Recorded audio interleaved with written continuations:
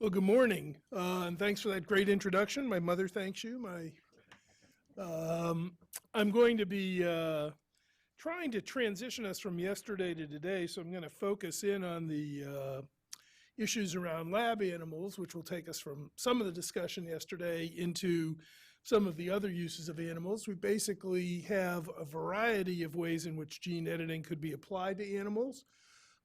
Some to try and get rid of diseases that beset us, some to try and get rid of diseases that beset animals, some to try and get rid of diseases that bother plants. And all of these modifications in animals and insects get us into environmental issues, release issues. Obviously, if it's going to be something that is worldwide, if you will, we're going to get into ownership and control of the technology questions about who gives permission and who allows someone to release animals that have been modified into the environment. We have gene editing, as you know already, for food directly, trying to make animals that might be less polluting or more nutritious or might use less resources to grow or might grow faster, as in the case of the recently approved salmon, the genetically modified salmon, which grows very quickly due to a kind of large-scale gene insertion. And I should note, merely taking 20 years to get approved. So when we talk about an open debate, we have apparently, by regulatory standards, plenty of time. The fact is, though, before I launch into my talk, I want to comment on something else. About 35 years ago, even before that meeting that Kent was describing, I was here, although not in this building, it didn't exist, but at the National Academy of Sciences, and there was a lot of tumult in the air at that time because proposals were being put forward in Congress to prohibit all research on animals, ban them. A complete ban on animal research. It was a time at which animal rights groups were very militant about the idea that we should not be using any animals, in research. There was too much suffering, and arguments went back and forth about whether you could learn anything from animal studies that was sufficient to guarantee human safety. And Congress had a number of people in it who thought that that was a good idea. Some of you may remember, too, that this later arose in Switzerland. There was also a big initiative there to prohibit all research on animals, which almost passed. Well, sometimes in these debates, we think that the ethics side of the street just gets in the way and that it is an obstacle to being able to move forward. I'm not a person who sees ethics as something that is as simple as saying no. That would at least require less training in bioethics. You just say no to whatever gets presented to you. But in this instance of animal research bans, I was here because we were putting together an idea that I was trumpeting about a parallel system for reviewing animal research that had existed for human research. Humans have IRBs, institutional review boards, sometimes called ethics committees in Europe. And we had something called the IACUC. Anybody familiar with the IACUCs? It was basically animal research review committees. And the argument was, for me, yes, that people concerned about animal welfare had a point, and that they should, in fact, be heard about how we're treating animals. And in many instances, animals were being poorly treated. In many instances, animals were not being kept in good, humane conditions. So this led to a criticism that you had to at least concede that there were abuses or interventions, if you will, with animal welfare that were unacceptable. What to do? Well, one approach was to ban things, but another approach, if you thought carefully about it, was to come and try and have each experiment reviewed, and reviewed carefully. One limit in trying to do research with animals is that they can't consent, most of them. Maybe we can get sign language out of somebody, or a dolphin can squeak at us, but generally speaking, we're not going to have consent. So the committee was going to have to make a risk-benefit equation determination, try and make sure that we were using the least developed animal, lowest down on the phylogenetic scale, and try to make sure that animals were euthanized properly and not made to suffer unnecessarily in any experiment. I think the IACUCs succeeded. I think it's been a fairly good experience. You can criticize them, and certainly many people have, but in general, they provided the wedge to allow animal research to move forward, improve the status of animals, improved animal welfare, led to more inspections. On some days, I might argue, if you push me, that animal research protection is better than human subjects protection, that it does a better job. There are unannounced audits, and people really pay attention to what's going on with animals. I watch the whole infrastructure of animal care upgraded, that is vivariums and so on, because of this push by the IACUCs to make sure that not only were the experiments as humane as could be, but also the handling and storage conditions. And I mention all this partly just to brag, but partly because it's an example of how ethics worked with medical research to move something forward. There was a pretty good chance that things might not have gone forward at all, believe it or not, but it was true. And by coming up with the right model for oversight, it was possible to satisfy some of the concerns, not all, of animal welfare and animal rights people, and at the same time get a system running that, while it has its burdens and its costs for the research community, also I think did what it was supposed to do in terms of improving animal welfare. I like that compromise, and I think that that's the sort of thing we want to bring to gene editing. We want to be in a position where we don't just say no. The benefits are too big. If you looked at the ability to get rid of malaria and you compared that to what we did to get rid of malaria, anybody remember? What? Drain the swamps, but also poison everything in sight, DDT. So we poisoned the entire planet, killed off plenty of nature, got rid of malaria. There's been a reluctance to do that in places where malaria remains endemic, and gene drives hold out some promise that maybe you could do this and be gentler to the environment and still get rid of one of the great scourges of mankind. So sometimes a gene editing technology is much greener than the alternative, which in the case of malaria was DDT and mass use of it.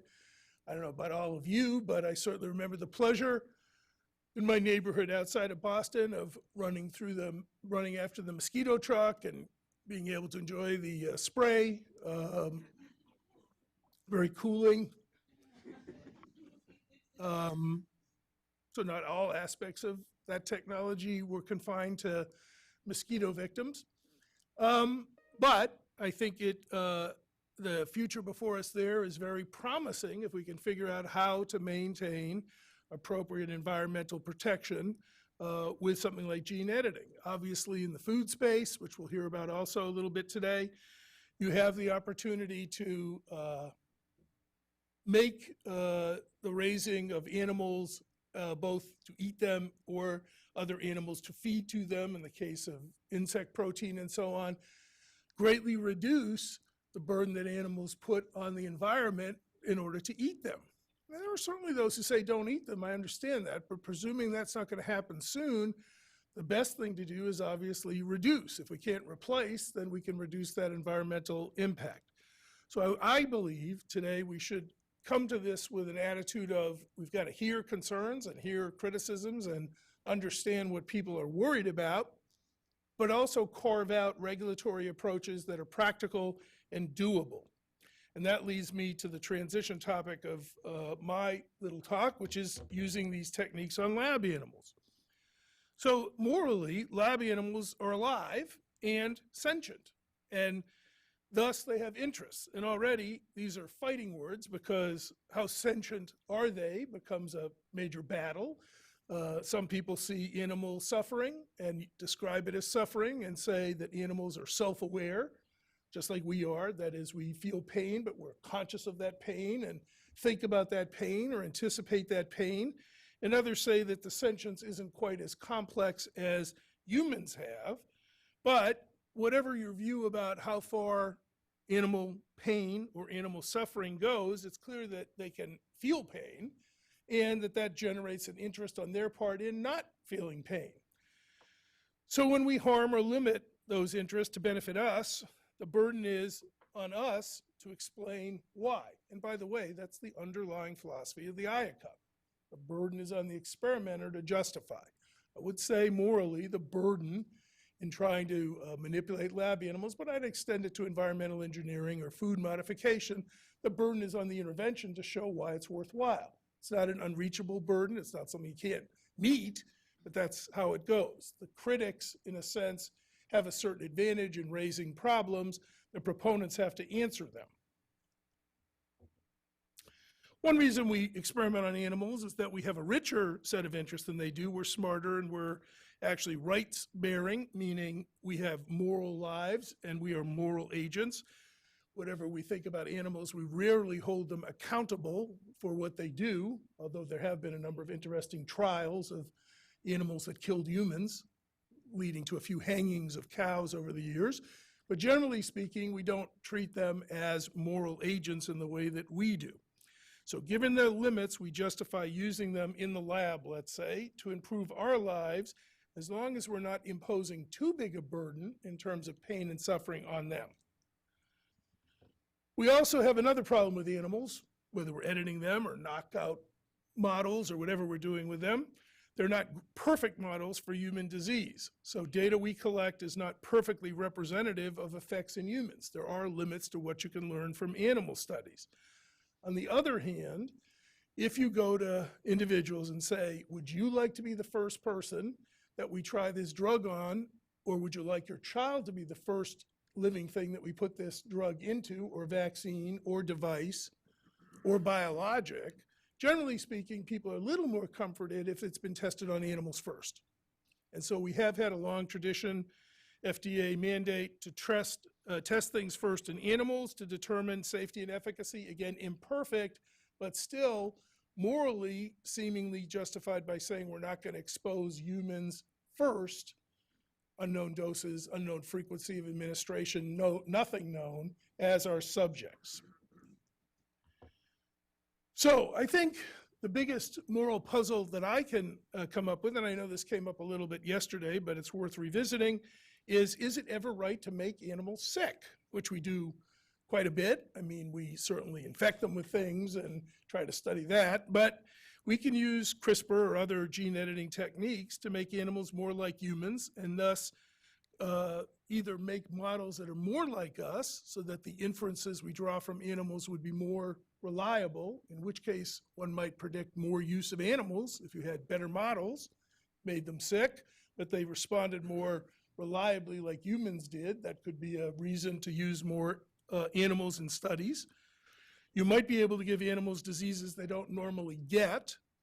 There are plenty of those. Parkinsonism, for example, is not a naturally occurring disease. We have to use alternative, kind of like Parkinsonism models to study that particular disease.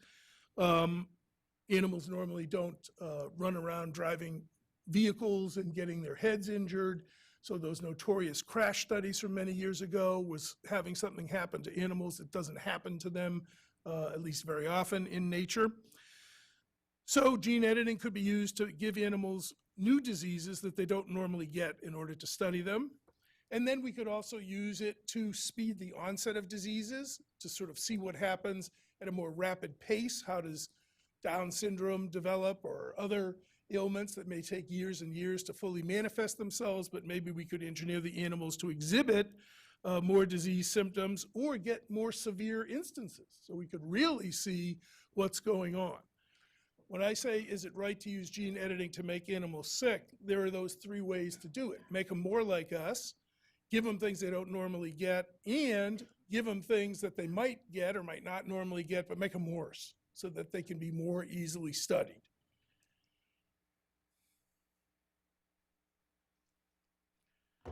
So the ethical catch-22 here is the more human attributes we give to animals, if we engineer in more sensitivity to pain, diseases that only occur in humans, getting the same diseases but worse, the more we undermine the very premise that allows us to feel comfortable in or some of us to feel comfortable in using them in experiments, which is that they're very different from us. So there's this kind of ironic moral catch-22. The more they're like us, the harder it is to justify doing anything to them that makes them suffer. The more distant the species, most people have less moral anxiety about doing experiments on them. So if we're going to study the cockroach, and the cockroach suffers terribly during its electrocution, people are a little less bothered about that than they would be a dog, a pig, or a primate. So the closer they are to us, the more they are like us. Ironically, the more we have to worry about what we do to them. Another angle, we could actually make them worse off in a different way. We could lower their cognitive capacities in order to study diseases or try to eliminate them. So we might try to create primates with mental illnesses or autism or different forms of cognitive impairment, and to try and not only test solutions or approaches or find pathways, but also just to try and see whether we could perhaps make them suffer less. That is to say, you make an animal that has a disease, but now you've impaired its ability to be cognizant in any serious way. We've already seen some of that. Gene editing, I know, has been used to give primates Rett syndrome, which is a developmental disorder that has mental cognitive impairment as a key diagnostic there.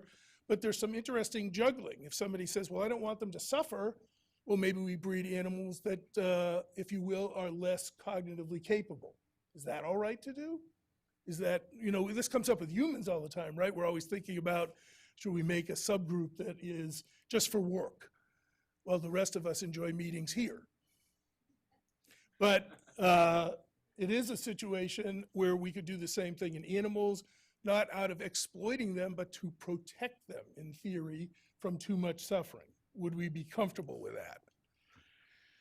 Gene editing could lead to more suffering. And I use the term suffering deliberately. I know it's contentious, but if you think of animals at least as having, or some of them as having self-awareness, then animals will suffer or feel pain from intentionally bestowed deleterious conditions. They can suffer further due to more experimentation on them. We find out the models are great and we want to study more and more things. We may make them dumber in the way I was just describing, and maybe that is a loss of ability or capacity that has to be computed into the notion of suffering. We take away their capacity to suffer. And there may be just more of them, in which case are we headed toward a world of factory farming type models for animal use in the lab. We don't see many primates used now. Some argue it's because of moral reservations, and somewhat it is, but it's costly. But if you could make cheap primates, very cheap, maybe you'd see a lot of them, and many more than we see in research today. They're almost gone from research today. Some of you are reading stories that we're sending a few of them out to retirement, some of the long-standing subjects, but they're very, very expensive to maintain, care for, and get. Some are becoming extinct. If you could make lots of these primates and make lots of primates that have limited cognitive capacity, but nice models of disease built into them, are we all right with that?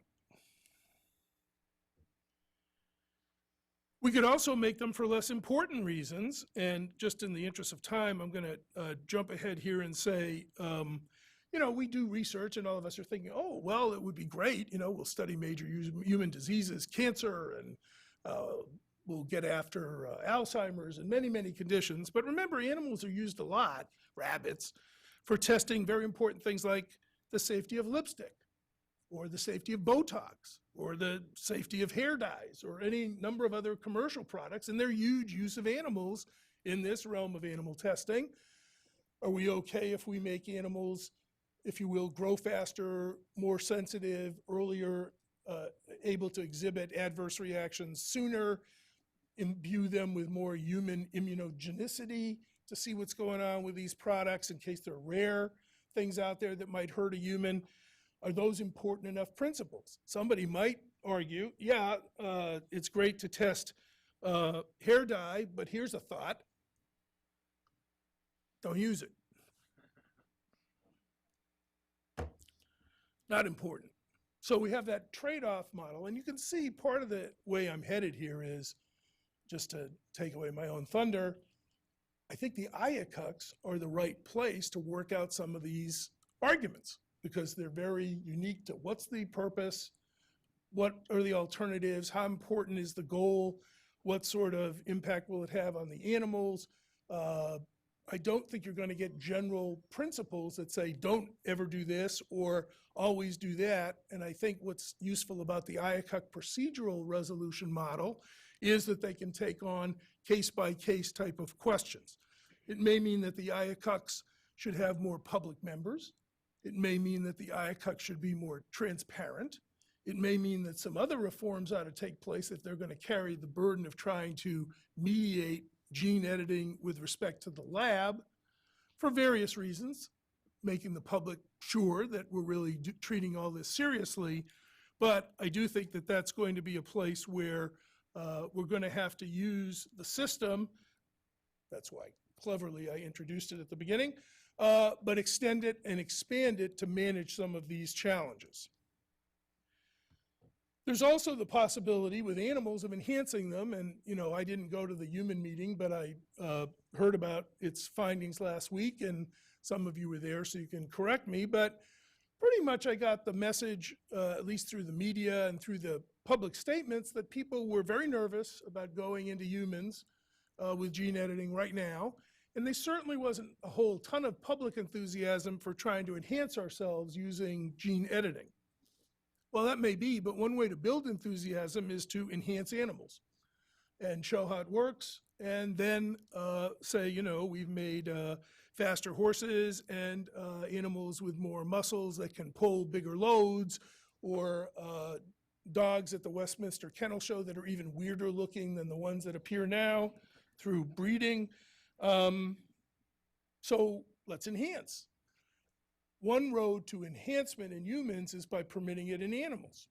And the two absolutely interconnect. If you want to prohibit human enhancement or delay it, you certainly don't want to see it going on by building a better mouse because it's a trap.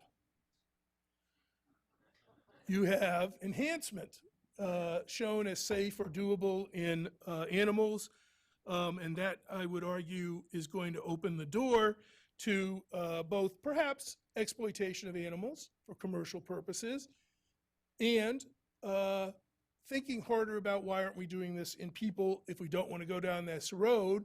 Some say close the door on human gene editing for disease. That isn't going to happen. I mean, I know that came out of the meeting. That is never going to happen. You're not going to hold hostage heritable diseases with therapies for a fear of a future of eugenics. It just won't happen. But if you want to draw the line somewhere, don't let people try it in animals. You've got a much better chance of holding the line on enhancement or perfection type approaches to humans because you'll never be able to prove that it's safe. So that's a much better place to fight this battle. But there's going to be tons of people trying to do this in animals. There are many labs now that are involved in research, but that are also making pet animals. So they want to have, we've all heard about the hypoallergenic cat for people who are allergic, and we've seen the micro pig as a little animal that might come in your home as a pet. These didn't come out of micro pig companies. They came out of labs that were doing gene editing work, and it hasn't missed the notice of some people who run these labs that one way to run your lab and make some money is to make some little pets, right? You spin out a little company, make some interesting little animals. So the overlap between what goes on in the lab and what goes on, if you will, for commercial pet domestic use of animals is closer than one might think. Should we restrict that? Is that something that you can't really allow labs to do, or grant givers want to say only for study of disease and disorder? Not really interested in perfection, and we're not really interested in trying to make animals for domestic purposes. We don't like that. We don't like making animals for human specifications, designed to consumer specs. Why not? Well, overall, we might decide what frozen food we want to eat for dinner if you live like I do in a mass-produced world of unhealthy food, or you might decide what kind of big screen television you want to buy.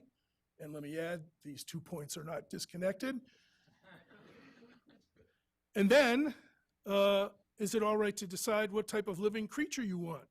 Is that okay? You want to have a kind of easy to carry animal, so you make it square so you can move it around and stick it in the corner, whatever. And let your imagination run free with the kind of little pet that you want. Glow in the dark. Anybody seen that ad that's been running recently for Geico with the find your cat hat that glows in the dark? Well, you don't have to find your cat with a hat. You just put some bioluminescence in your cat, you'll find it just fine. So that may be a pet thing that we want. And what about animals that serve us? Service animals, companion animals, aids to the blind. Do we want to endow them with certain traits that might be very, very useful for people with disabilities to help them live? Home care animals, monkeys, chimps that could do more to do assisted living. They'd be in a race with our robot friends, but all of this comes up as how do we use them in terms of designing them to our specification, because are we going to take their value away if we just make them like commodities? Now, some in the audience must be laughing, saying, given the way we farm animals, the notion that we're not going to make them commodities is pretty hilarious, but there are certain subspecies of animals, certain species that we don't really think of as commodity animals. And then we get mad when some people do. Think of all the criticism of the puppy mills. People hate puppy mills because they think they're commodifying a pet animal and it's not right. The animals, they have all kinds of feelings about them, rightly or wrongly, that they might not devote to a sheep. And that's the question that will lie before us in terms of trying to design animals to our specifications. Will the public not support treating pet animals, or you might say Bambi-esque animals, the ones that they see in movies and films that generate a lot of strong feelings, emotions? Are they going to resist that as commodification against certain types of animals that they don't want to see commodified? So I'm going to end on this note, just watching the time. There are also conflicts of interest out there. This is an angle on trying to manage problems in gene editing lab animals that we don't hear much about. We hear a lot about it in humans.